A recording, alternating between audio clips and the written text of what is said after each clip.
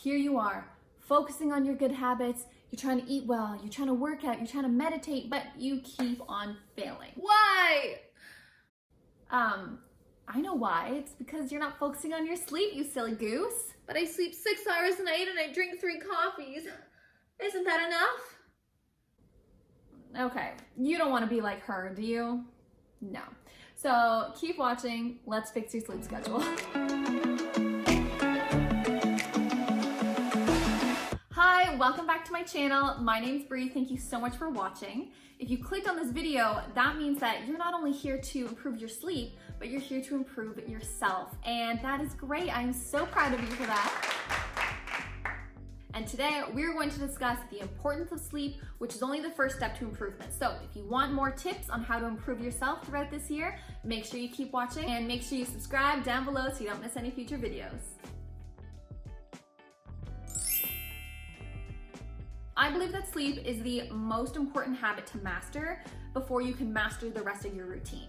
Sleep is like the base, the foundation, the building blocks of the rest of your day. It builds a productive day with successful habits, and it's going to reduce the chances of you failing. Trust me, from personal experience. So today I'm gonna give you 6 different reasons why sleep is so important and how you can fix your sleep habits. So numero uno, sleep is very important to allow your body to heal from the daily stressors we put it through. So if you're someone who has a physical job, maybe you work out regularly, then your tissues and your muscles need time to heal and build and reset itself for the next day. It also is really, really important for your brain. Your brain health is so important to help prevent dementia and Alzheimer's in the future. So sleep allows your brain to form memories, process information, and form connections and new ideas. It allows you to be creative the next day. And how many of us have had a lack of sleep and gone to work the next day, and it is so hard to get through your day? It's just so difficult. So getting enough sleep, that 7 to 9 hours is what the average person needs. It's going to allow you to have a much more productive day. Number 2, if you are someone who has been trying to work out and eat well and lose weight, and you're not finding any results, I guarantee you it's from lack of quality of sleep and lack of quantity of sleep. Because a lot of people who have a lack of sleep are more likely to crave carbohydrate-rich foods. And obviously not all carbohydrates are bad, we all know this now, but it's gonna make you crave more of those pastas and the breads and like the pastries. It's gonna make you crave unhealthy carbs on a daily basis if you're always undersleeping. In addition to that, eating just a generally healthier diet, so free from processed foods or packaged foods and sugar and stuff like that, that is going to help get you a better quality of sleep the next day. And it goes full circle, so you get better quality sleep, which allows you to stop craving that unhealthy food, and avoiding that healthy food will let you have a healthier sleep. This brings me to number 3, which is your exercise, which is kind of like your diet, but it's just this continuing, never-ending loop of you need sleep to have enough energy to exercise, but then also you need to exercise throughout the day and move your body throughout the day so that you can have a good enough sleep. So like you always have to do both. It's just like this never-ending cycle. And me personally, I really notice the difference between working out regularly and not. I feel like I'm more lethargic throughout the day when I don't work out, and I find like I just don't have great sleep either. When I work out, I like to work out in the morning, and that is great for me because it gives me enough energy to get through my day.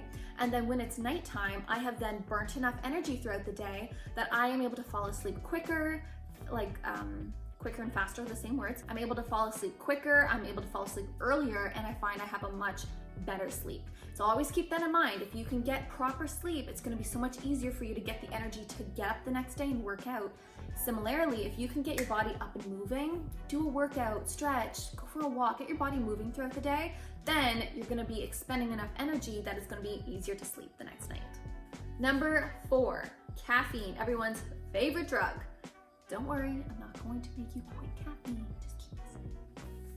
Did you know that caffeine has a half-life of 5 to 7 hours? So that means that whenever you drink your, let's say you're a coffee drinker, you drink your morning cup of coffee, half of that caffeine is still in your body 5 to 7 hours later. So if you're someone who goes to Starbucks for your afternoon little non-fat, triple upside down cake unicorn flying around espresso thingy, I don't know, then half of that coffee is still in your system at 10 o'clock at night. No wonder you can't fall asleep. So I'm not telling you have to quit caffeine, but if you can keep your caffeinated beverages to the morning, and then maybe in your afternoon you could just have decaf.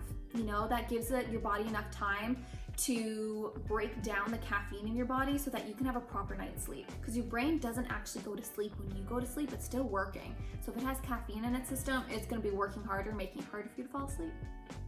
Sorry, I know that one sucks. Okay, my camera just fell, so I might be in a totally different spot, I don't know. But we're rolling right with it. Number 5 is having a night routine. So having a night routine doesn't mean you need to have a 14-step, perfectly planned out process that takes 3 hours before you go to sleep. No. You can have a night routine in like 15 to 30 minutes. The reason a night routine is great is because your brain and your body are now realizing that you're winding down, you're hopefully not looking at your screens anymore, they're realizing, oh, it's time to relax, it's time to unwind and probably go to bed soon. So when I used to have a good night routine, I would usually start it, let's say 45 minutes to an hour before I wanted to be asleep. So let's say like 30 to 45 minutes before I like turned my lights off.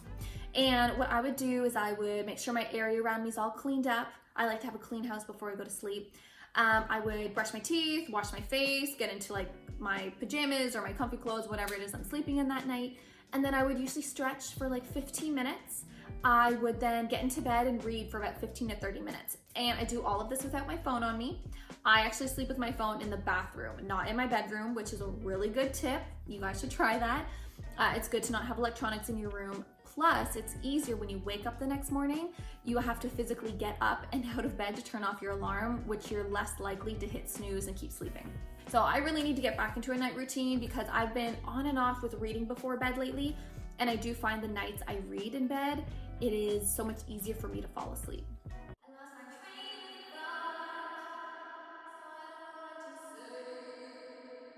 All right, so this is going to be my 6th and final tip for you today. And these are a couple little tips to help you fall asleep quicker, get better quality sleep, better quantity sleep, which will help you wake up earlier. So what's your environment like? Do you have a good bed? Do you have a good pillow? Do you sleep properly, or are you all cramped up at night?